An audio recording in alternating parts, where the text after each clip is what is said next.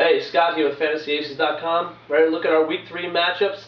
We've been doing pretty good looking at some of the other weeks, so let's just continue. Hopefully things will be just what we think. First matchup of the week, we have the Raiders against the Bills.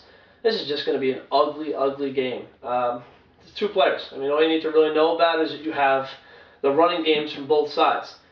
Marshawn Lynch for the Bills should have some great success against the Raiders. Issue with, you would think McFadden's the guy over at the Raiders. Problem is, he's a little banged up with the turf toe. Farkas is already out with a groin issue. Michael Bush might be the surprise play here for Week 3. He had 14 carries or so last week for 90 yards and a touchdown. Bills' defense is a lot tougher than his last matchup, but if he gets to start and gets the carries, it could be pretty solid. Fred Jackson also on the Bills is getting some nice receptions. So let's take a look at the next matchup. We have the Cardinals and the Skins. Again, Edgerrin James sharing a little time with Hightower, so I don't know how effective that's going to be. If they get points, it's going to be through Kurt Warner in the passing game with Bolden and Fitz.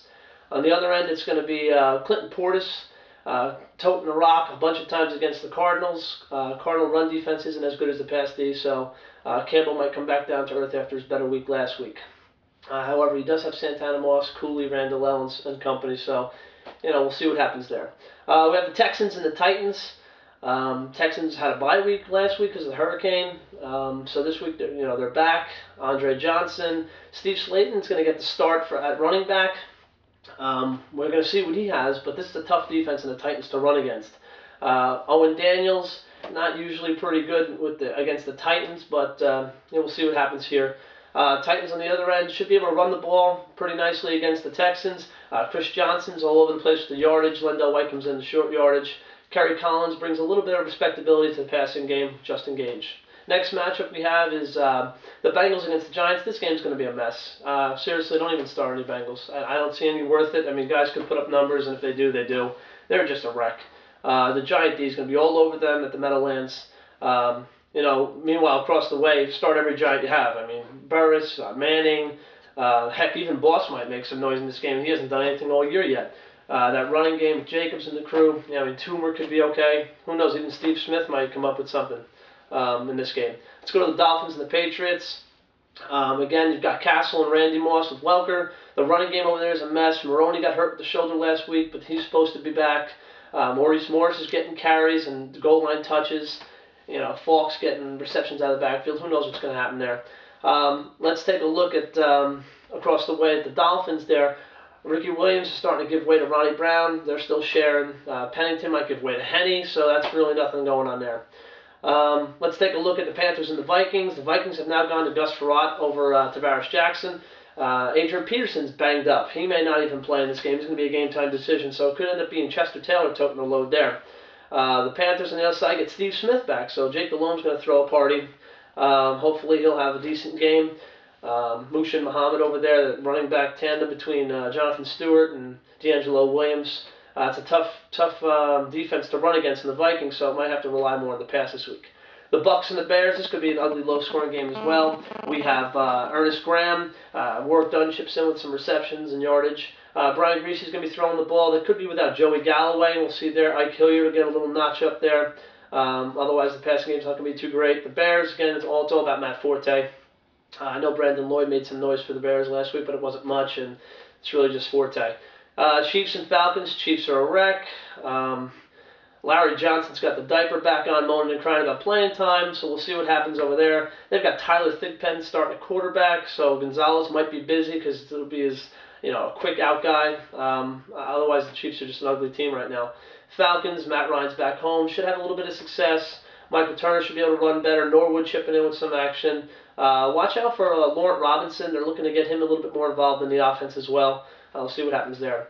4 o'clock games, let's take a look at the Rams and the Seahawks. Both of these teams off to ugly starts.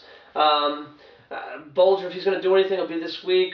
With Holt, I don't know. We'll see. Steven Jackson, they're saying he's going to get a lot of carries, so hopefully he shows us something here. Julius Jones is the main man there again with Maurice Morris out, so he should put up some numbers. Hasselback's going to be thrown to John Carlson. I mean, they just picked up Colbert and Corinne Robinson, but I don't know how effective they're going to be.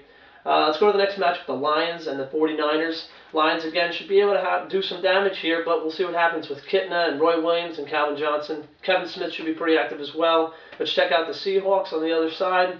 I'm sorry, the 49ers on the other side. We have, I don't know what's going to happen here. Frank Gore's your main guy. Frank Gore all over the place. J.T. O'Sullivan's looking pretty good, though, too. He put up over 300 yards last week. He just doesn't have a lot of touchdowns to it in that Mike Martz system. We'll see what happens. We have the Saints and the Broncos. This should be fireworks all day.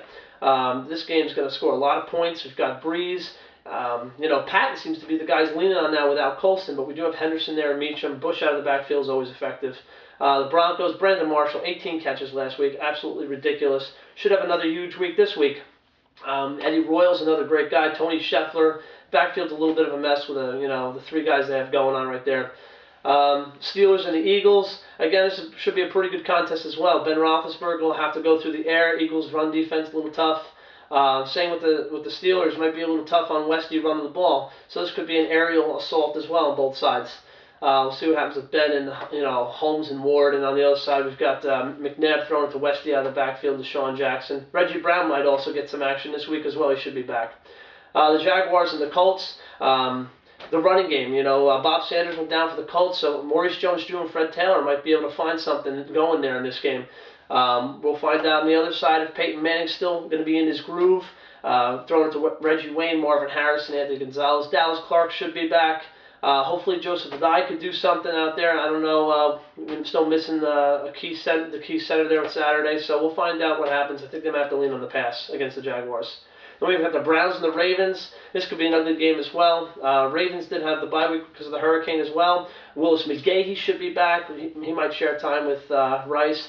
Passing game hasn't been too effective. The Browns, we've got Anderson. Anderson's going to be throwing the ball around. Hopefully Braylon Edwards can catch it. Otherwise, we've got Winslow there. Maybe they can, I doubt they can run it at all against the Ravens with Jamal Lewis. Then we've got the Cowboys and the Packers. This is going to be a lights-out game as well, back and forth. This should be, just like the Broncos and Saints. Romo and Rodgers should have great numbers thrown into their wide receivers. Marion Barber out of the backfield should have a solid game. Looking at Ryan Grant, he's a little banged up. Probably share some time with Brandon Jackson. Let's look at the last game of the week in the Jets and the Chargers. The Jets with Brett Favre throwing it. We're going to see Thomas Jones trying to run it against the Chargers. Coles and Kotcher should be active. Chancey Stuckey should also be getting some time. He's been looking pretty good as well. And the Chargers, LT's a little banged up. Might have to go to Sproles. Rivers has been looking great. He'll be throwing it to Chambers out there, Vincent Jackson and Gates. So some pretty decent games. Chargers should pull that game out against the Jets, though. So that's going to do it for Week 3. Check us out at FantasyAces.com for our contest. We're going to be running the forums for our weekly pick'ems. One winner per week could win a free T-shirt or a plastic Fantasy Aces football. So check us out. See you there.